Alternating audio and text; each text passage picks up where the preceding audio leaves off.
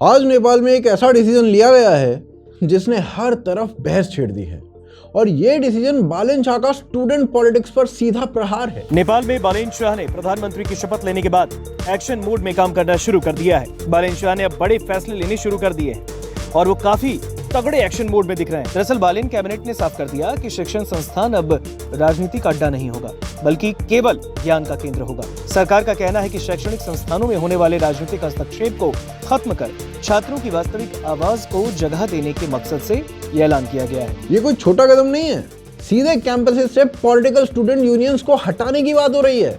NSU, एएनएन-FSU revolutionary, इन जैसी सभी student political groups को खत्म करने की टाइमलाइन भी दे दी गई है। किसी भी राष्ट्र की आत्मा उसकी शिक्षा व्यवस्था में बसती है और जब कोई युवा नेतृत्व उस आत्मा को राजनीति के चंगुल से छुड़ाने का संकल्प ले ले तो इतिहास रचा जाता है। नेपाल में कुछ ऐसा ही हुआ है। शिक्षा के मंदिर को राजनीति का अखाड़ा बनाने वाले संगठनों को 60 दिन का अल्टीमेटम दे दिया गया है। और जैसे ही ये अनाउंसमेंट आई, कुछ लोग इसे मास्टर स्ट्रोक बताने लगे, वहीं कुछ दूसरे लोग इसे डेमोक्रेसी की हत्या कह रहे थे। पर सवाल यह है कि ऐसा क्या हो गया था नेपाल में कि बालेन शाह की सरकार को स्टूडेंट पॉलिटिक्स को रूट से ही हटाने की जरूरत पड़ गई। अब अगर आप इंडिया के कैंपसेस को ध्यान से देखो तो नेपाल की तरह ही स्टूडेंट पॉलिटिक्स की दिशा आज कुछ और ही तरफ जा रही है। हल्ला बोल, कितने अफसर मारोगे, घर से अफसर निकलेगा, कितने मकबूल मारोगे, घर से मकबूल निकलेगा।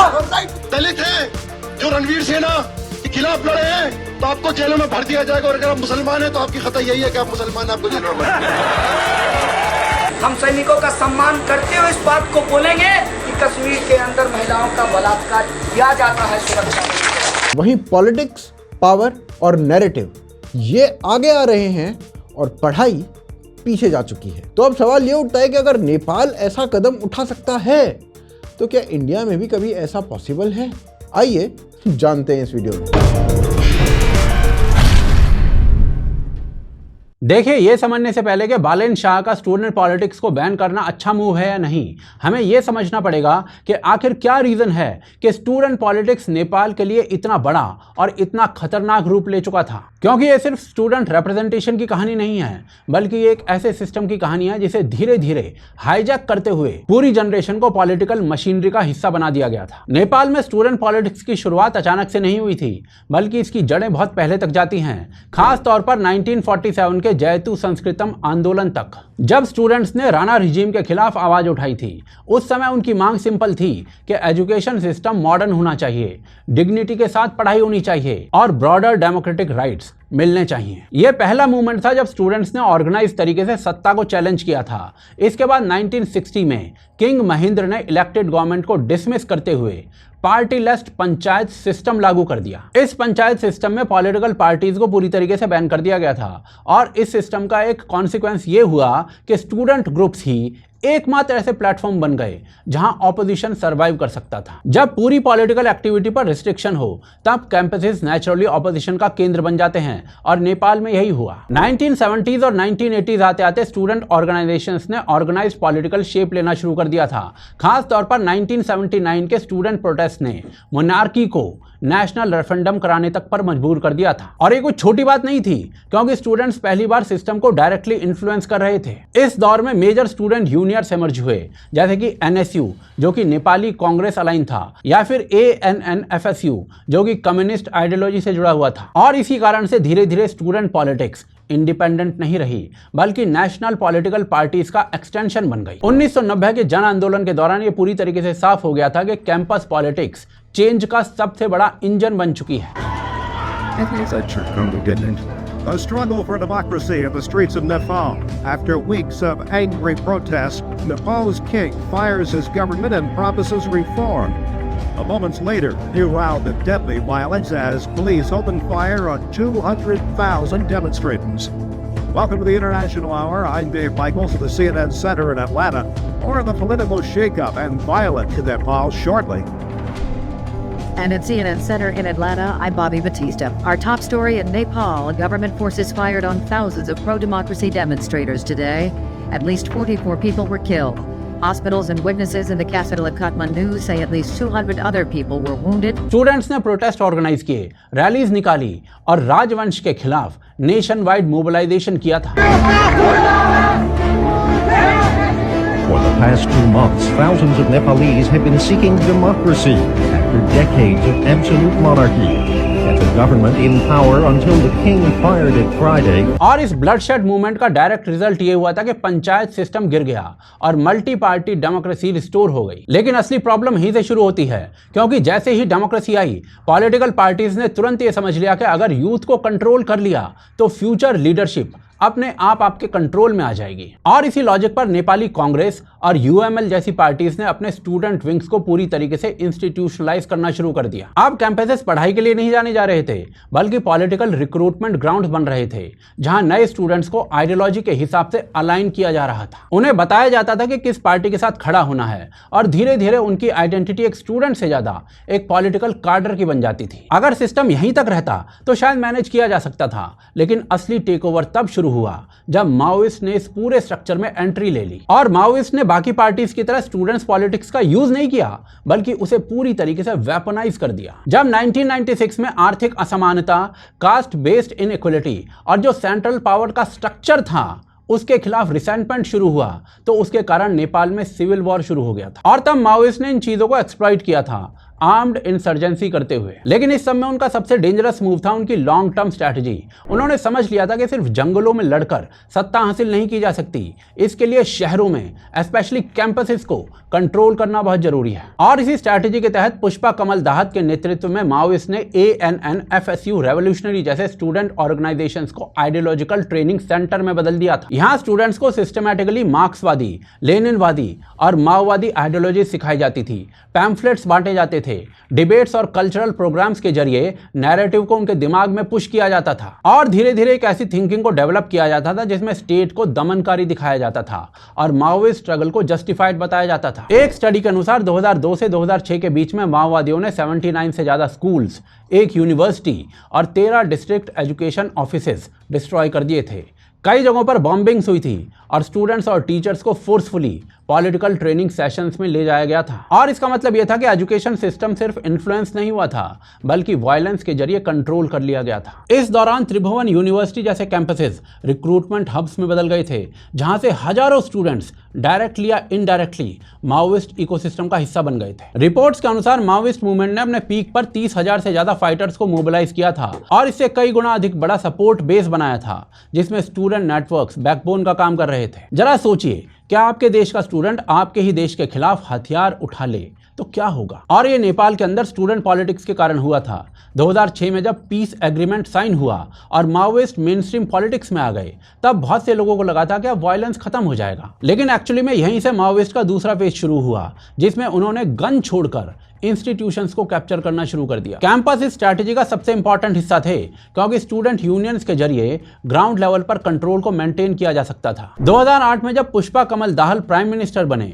तब यह साफ हो गया कि स्टूडेंट पॉलिटिक्स सिर्फ सपोर्ट सिस्टम नहीं था, बल्कि वायलेंस से, नरसंहार के रास्ते से पावर कैप्चर करने का एक मेन टूल था। 2008 के बाद से नेपाल में स्टूडेंट पॉलिटिक्स और भद्दा रूप लेना शुरू कर चुकी थी। धीरे धीरे कॉलेजेस माओइस्ट और पॉलिटिकल एक्टिविटी के अड्डे बन गए थे, जहां पर पढ़ाई सेकेंडरी हो गई थी और पावर स्ट्रगल प्राइमरी हो गई थी। यह नेपाल का टुकड़े टुकड़े मूवमेंट था, जब political parties openly student politics में इंटरफेयर करने लगी थी और स्टूडेंट्स को फ्री कार्डर की तरह यूज करने लगी थी। और जब किसी देश के कैंपसेस इस लेवल तक कैप्चर हो जाते हैं, तो इसका असर सिर्फ स्टूडेंट पॉलिटिक्स तक सीमित नहीं रहता है, वो धीरे धीरे पूरे एकेडमिक सिस्टम को अंदर से खोखला करना शुरू कर देता है। ये देखिए, ये ना कोई एग्जैजरेशन नहीं है, इसे त्रिभुवन यूनिवर्सिटी के एग्जाम्पल से समझने की कोशिश करते हैं, जो नेपाल की सबसे बड़ी यूनिवर्सिटी है।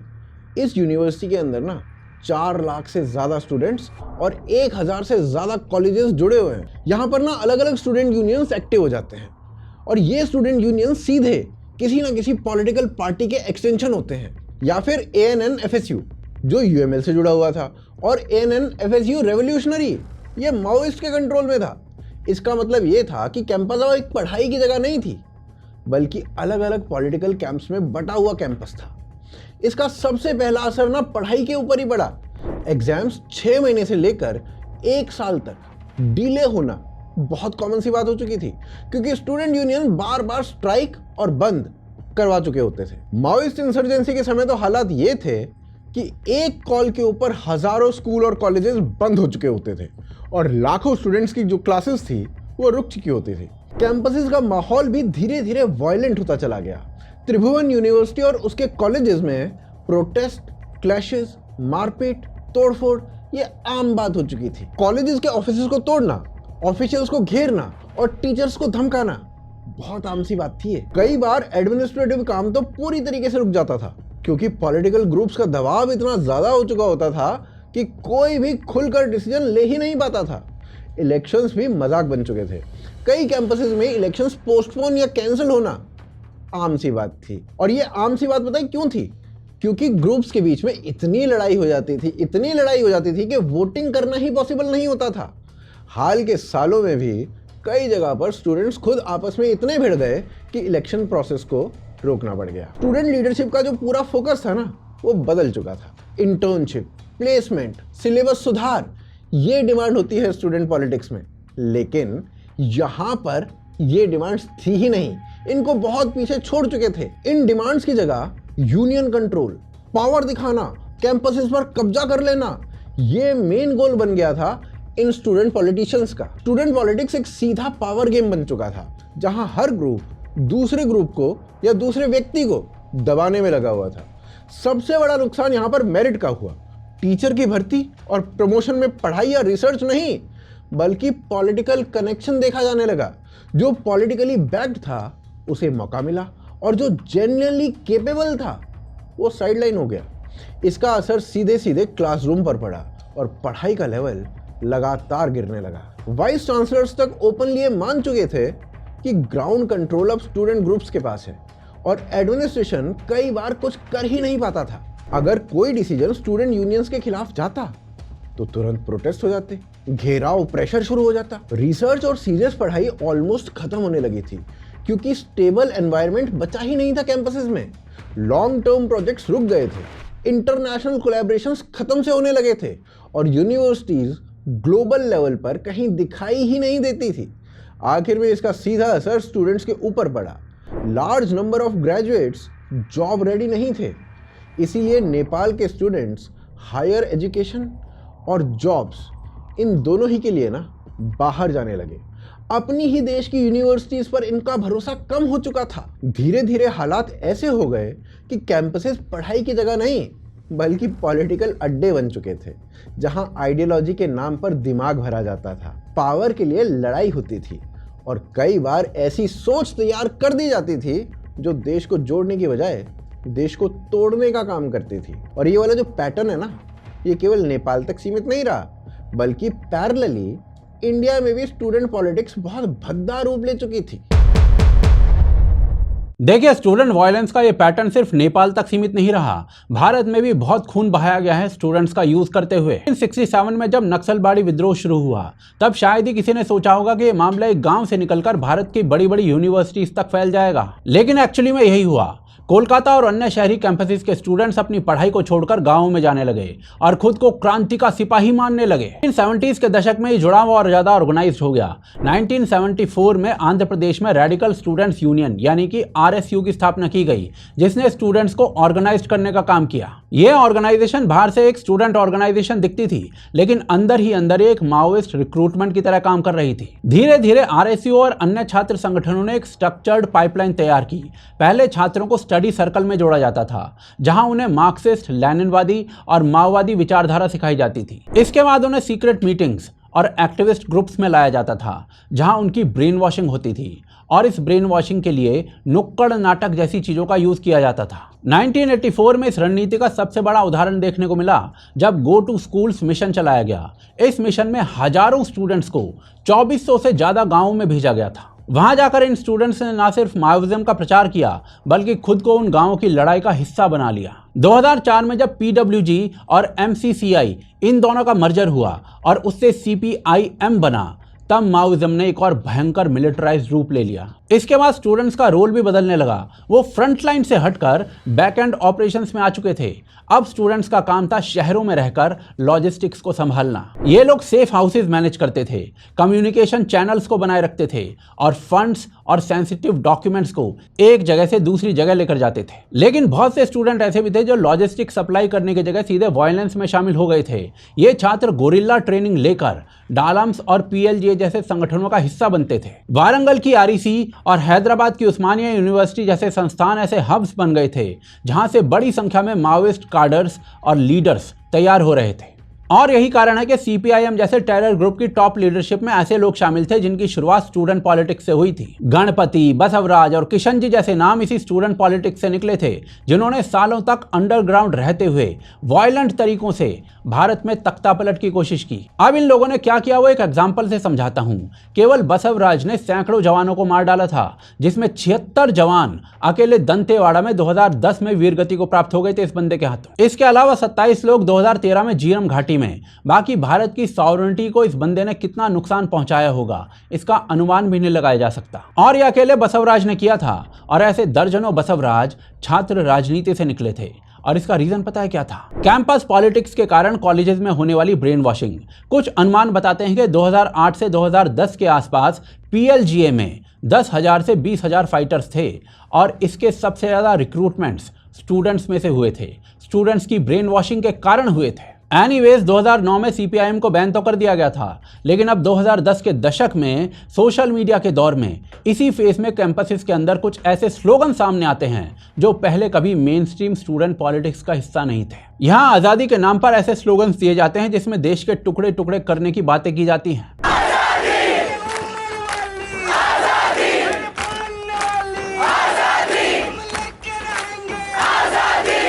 हमारे पास है ऑर्गेनाइज्ड, तो हम हिंदुस्तान और नॉर्थ ईस्ट को परमानेंटली कट कर सकते हैं। पर परमानेंटली नहीं तो कम से कम 1 महीने के लिए तो कट कर ही सकते हैं। मतलब इतना मवाद डालो पटरियों पर, रोड पे, कि उनको हटाने में 1 महीना लगे, है कि नहीं? जाए एयरफोर्स से, असम को काटना हमारी जिम्मेदारी है।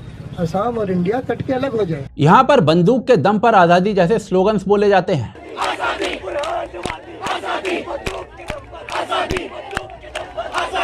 कन्विक्टेड टेररिस्ट अफजल गुरु और उमर खालिद के सपोर्ट में स्लोगन्स लगाए जाते हैं, जो ये दिखाता है कि स्टूडेंट पॉलिटिक्स किस दिशा में शिफ्ट हो रही थी। कितने अफजल मारोगे? घर से अफजल निकलेगा। कितने मकबूल मारोगे? घर से मकबूल निकलेगा। दलित है जो रणवीर सेना के खिलाफ लड़े हैं तो आपको जेलों में भर दिया जाएगा, और अगर आप मुसलमान हैं तो आपकी खता यही है कि आप मुसलमान हैं, आपको जेलों में भर दिया जाएगा।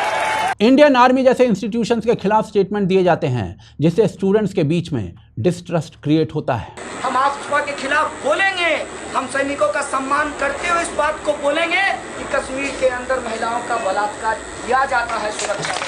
कई केसेस में तो सिक्योरिटी फोर्सेस के खिलाफ हुए नरसंहार में जेएनयू के अंदर सेलिब्रेशंस तक देखने को मिले थे।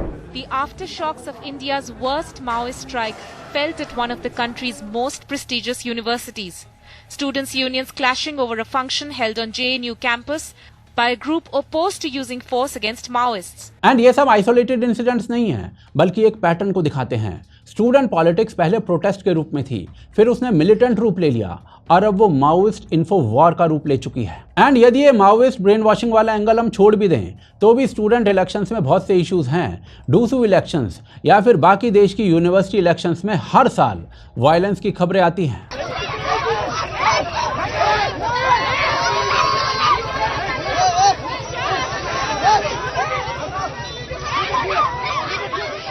स्टूडेंट लीडर्स ओपनली गुंडागर्दी करते हैं, ओपोनेंट्स को थ्रेटन करते हैं। कैंपेन्स को रोकना, इंटिमिडेशन करना ये कॉमन हो गया है। कई कैंपसेस के अंदर क्लैशेस इतने वायलेंट हो जाते हैं कि पुलिस का इंटरवेंशन जरूरी हो जाता है।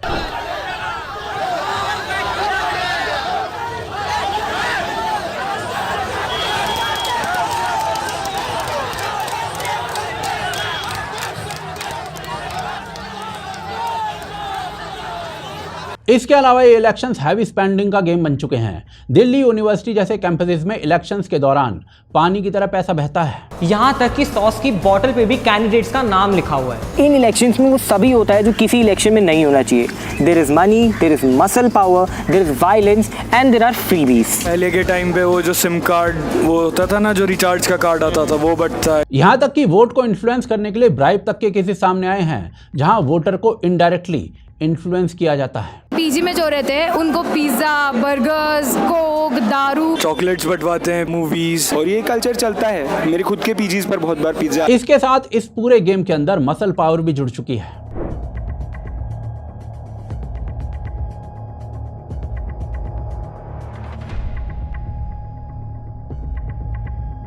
और इन सारी बातों का सीधा मतलब यह है कि कैंपस पॉलिटिक्स अब डेमोक्रेटिक प्रोसेस नहीं रहा है, बल्कि पावर कॉन्टेस्ट बन चुका है। यहाँ जीतने के लिए हर तरीका यूज होता है। It was like the state elections with some violence and the parties even alleging EVM tampering.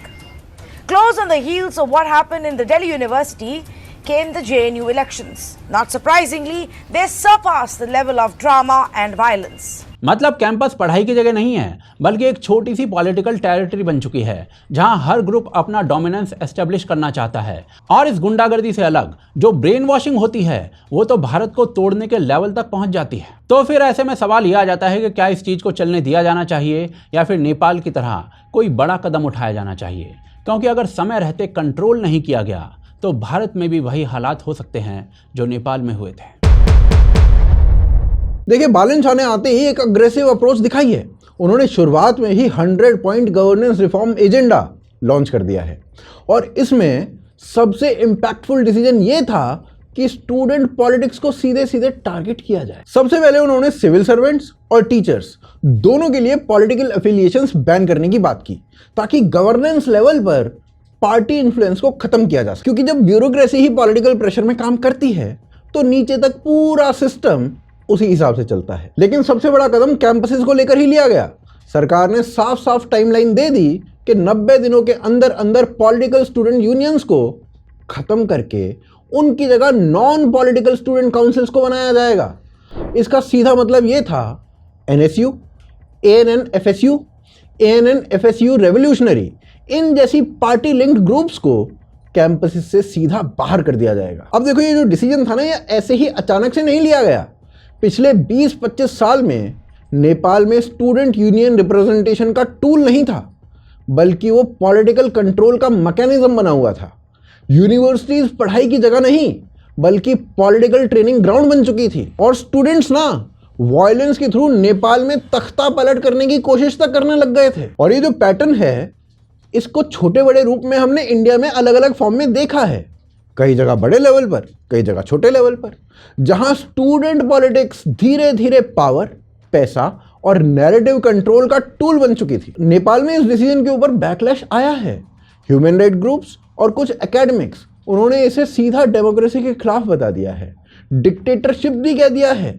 उनका कहना है कि स्टूडेंट पॉलिटिक्स डेमोक्रेसी का हिस्सा है और इसे हटाने का मतलब है स्टूडेंट्स की वॉइस को खत्म करना। लेकिन दूसरी तरफ ग्राउंड रियलिटी ये है कि नेपाल में सिचुएशन कंट्रोल से बिल्कुल बाहर जा चुकी थी।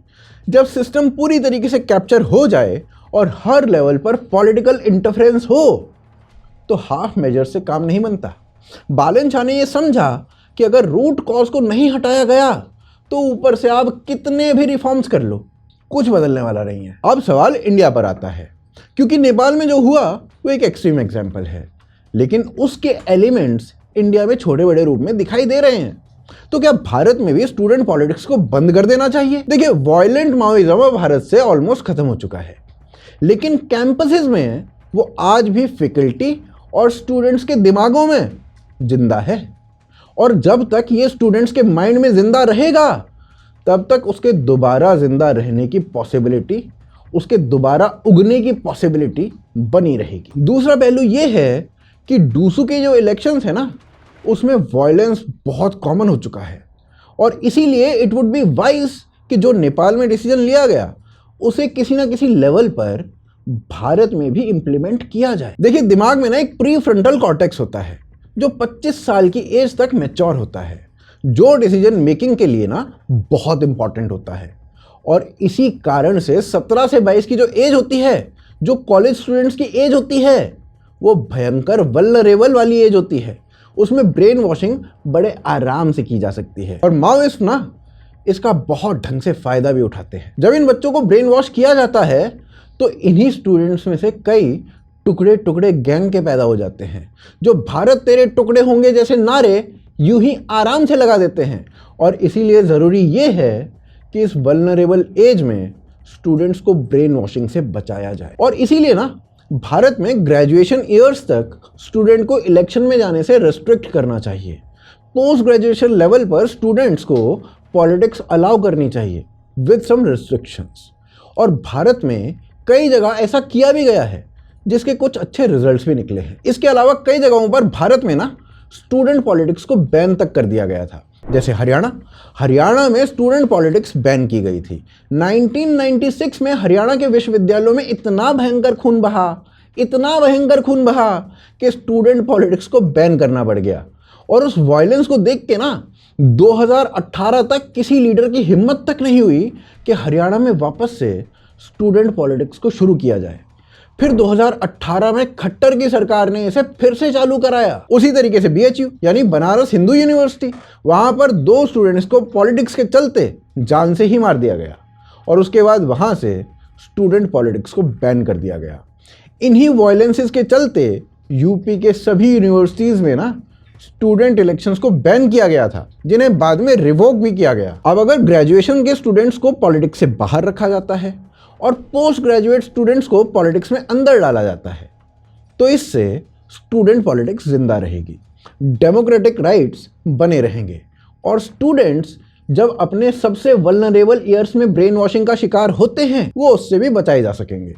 क्योंकि जिन स्टूडेंट्स को पता है कि वो चुनाव लड़ने वाली एज के हैं ही नहीं, वो अपने आप ही पॉलिटिकल स्फेयर में ना उतना इंटरेस्ट नहीं लेंगे। और एक और अच्छा सुझाव है, ये जो ब्रेन वॉशिंग की उम्र है ना, इस उम्र में ग्रेजुएशन ईयर्स के जो स्टूडेंट्स हैं उनको पॉलिटिकल साइंस के सेमिनार्स करवाए जाएं, जिससे बिना किसी प्रेजुडिस के उनकी पॉलिटिकल सोच विकसित हो पाएगी। तो अब सवाल ये आता है कि ग्रेजुएशन स्टूडेंट्स के मुद्दे कौन उठाएगा?